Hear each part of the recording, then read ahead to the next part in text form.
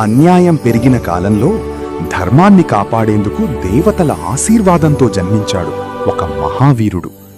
అంజనాదేవి కుమారుడిగా జన్మించిన ఈ వానర బాలుడే భవిష్యత్తులో ప్రపంచానికి శక్తి, భక్తి, ధైర్యమంటే ఏమిటో చూపించాడు. అతడే హనుమంతుడు. పసివాడైనా అతని శక్తికి హద్దులే లేవు. ఆకాశంలో ప్రకాశిస్తున్న సూర్యుడిని ఒక పండు అనుకుని నవ్వుతూ ఎగిరిపోయాడు. దేవతలందరూ ఆశ్చర్యంతో చూశారు. చిన్న వయస్సులోనే తన అసాధారణ శక్తిని ప్రపంచానికి చూపించాడు హనుమంతుడు.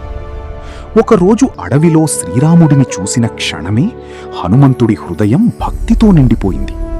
ఆ రోజు నుండి అతని జీవితం ఒక్కటే లక్ష్యం, రామసేవ. సేవలో శక్తి, భక్తిలో మహిమ, నమ్మకంలో నిజమైన బలముందని నిరూపించాడు.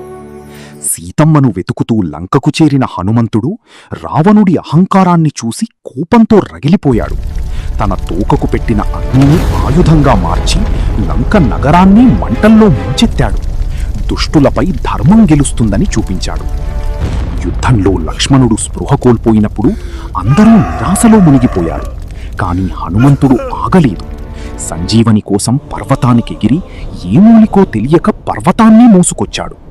నిజమైన భక్తుడు అసాధ్యాన్ని కూడా సాధ్యం చేస్తాడని నిరూపించాడు.